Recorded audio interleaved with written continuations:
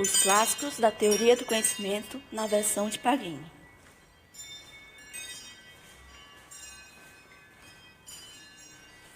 É importante frisar que este autor nos apresenta uma coletânea de textos filosóficos que se conectam entre si em busca de conhecimento pelo conhecimento. Na história da filosofia, existem grandes nomes que viveram em períodos diferentes e trouxeram um debate que já perdura por séculos. Esse legado pode ser visto na filosofia grega antiga, baseada na razão, que vira tendência para que a filosofia medieval cristã apoiasse a sua religião. Tendo em vista isso, podemos destacar dois filósofos, Agostinho e São Tomás de Aquino. Agostinho, no período chamado patrística, subordinava a razão à fé. Para evangelizar os povos bárbaros, publica seu livro chamado Confissões. Por outro lado, Aquino vivencia a escolástica, que visa conter a inquietação herética tocada pelos novos conhecimentos onde registro de magistro. Essa discussão não foi inaugurada neles, e sim pelos filósofos pré-socráticos, Heráclito, com a tese do mobilismo, e Parmênides, de ser imutável e eterno. Por isso, antes de continuar falando sobre filosofia medieval, iremos relembrar um pouco sobre os ensinamentos de Platão. A partir disso, vamos ver que Platão resolve escrever um livro chamado A República. Nele está contido o mito da caverna, que passa o diálogo entre Sócrates e seu irmão mais velho, que chamava Glauco. Agora imagine a seguinte situação: homens presos no escuro desde que nascem, iluminados apenas por uma pequena fogueira, obrigados a olhar só para frente. Não veem mais nada do que essas sombras projetadas na parede. Até que um dia, um desses prisioneiros se solta. Ele ergue seus olhos em direção a uma forte luz, que ofusca sua visão por um tempo. Recuperado, ele decide ir lá fora da caverna, onde encontra um mundo novo. Porém, ele sente falta dos seus colegas. Então, depois de conhecer o mundo lá fora, ele decide retornar à caverna para mostrar todo o conhecimento assimilado pela subida do cativo aos seus amigos. Bem, analisando a alegoria da caverna, primeiramente vamos reparar que essa imagem há uma divisão logo na saída da caverna, que separa o mundo sensível do mundo das ideias. Podemos perceber que nessa parte inferior da caverna, onde fica o homem aprisionado, à medida que ele eleva seu conhecimento, ele descobre que passa a vida inteira numa ilusão. As sombras, os objetos refletidos, o fogo, nada é real, porque ele tende a mudar o tempo todo. Só aparências, que nada é real, só parece ser. Lembra alguma coisa que a gente não sabe definir bem o que é. Então ele tenta saber o que alimenta toda essa ilusão, a forma perfeita que produz todas essas coisas que nunca se modificará. Essa é a dúvida importante para acessar através da razão a saída da caverna, onde fica o homem liberto das aparências, que encontra o mundo das ideias. Quanto a Aristóteles, além de um dos seus mais aplicados discípulos, ainda demonstra ser um pensador original e mesmo opositor do mestre, pois ele critica muito a saída da caverna, ser representado pelo ofuscamento, porque isso para ele é uma desorientação total dos assuntos políticos. A pessoa tem que ter algum conhecimento, né? Porque, segundo a sistemática do saber aristotélico, todo conhecimento principia com seus sentidos, pois dependemos dessa circunstância para desenvolver na vida prática, na vida política, os assuntos políticos. Enquanto Platão se utiliza da dialética para obter o conhecimento verdadeiro, a lógica aristotélica não precisa se preocupar em validar essas proposições. Vamos ver também que Aristóteles acredita realmente que existe uma alma, porém, explicação diferente de Platão.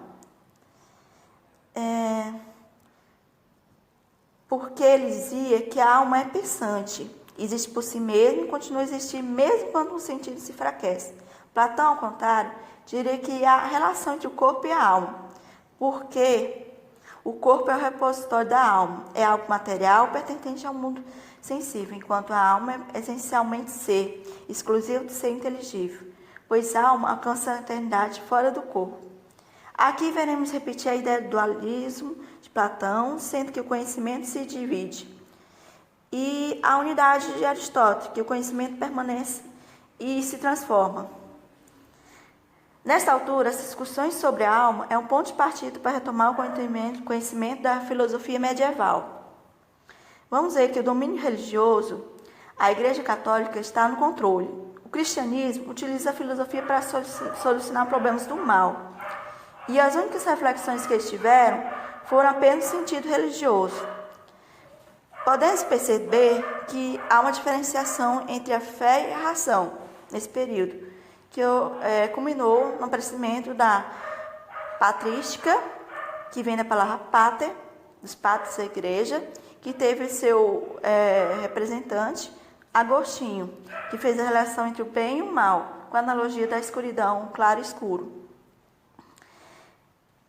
Também podemos perceber outro momento, que é a escolástica, que são as escolas católicas que suscitavam nos pensamentos aristotélicos, as faculdades religiosas. E nele está Aquino, que tentava provar a existência de Deus, o uso das 5 vias: movimento, causa, contingência, qualidade e finalidade.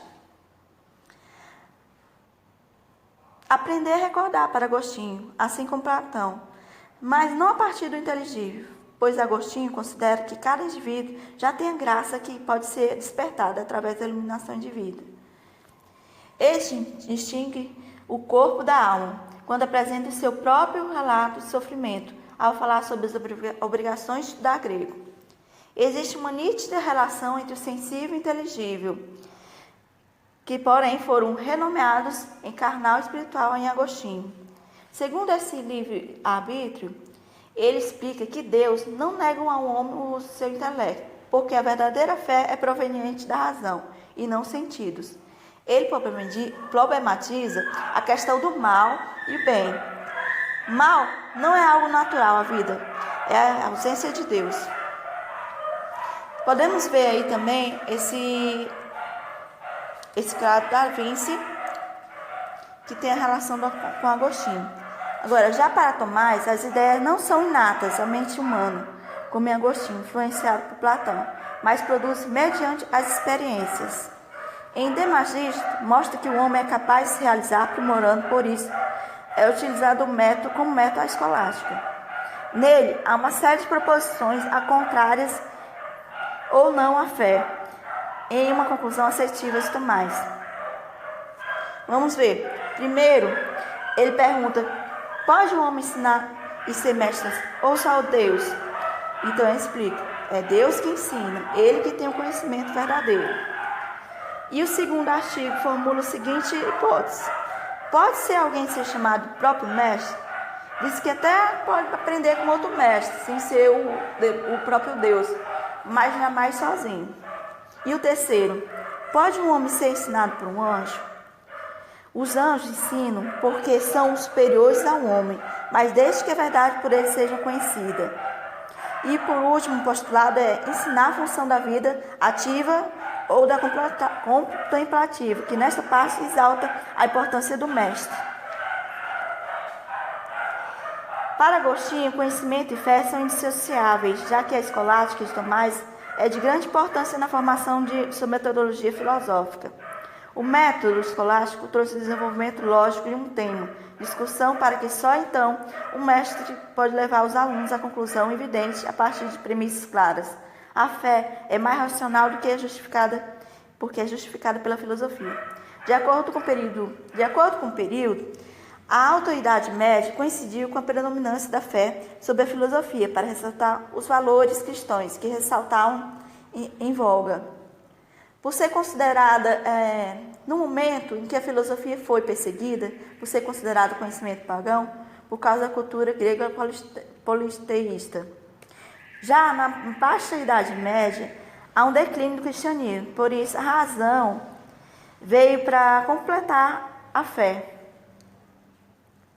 Em outras palavras, a filosofia sempre se preocupou com os assuntos religiosos, de tal maneira que existe um campo dedicado para que esta área da filosofia, da religião, muito contribui para o desenvolvimento da educação.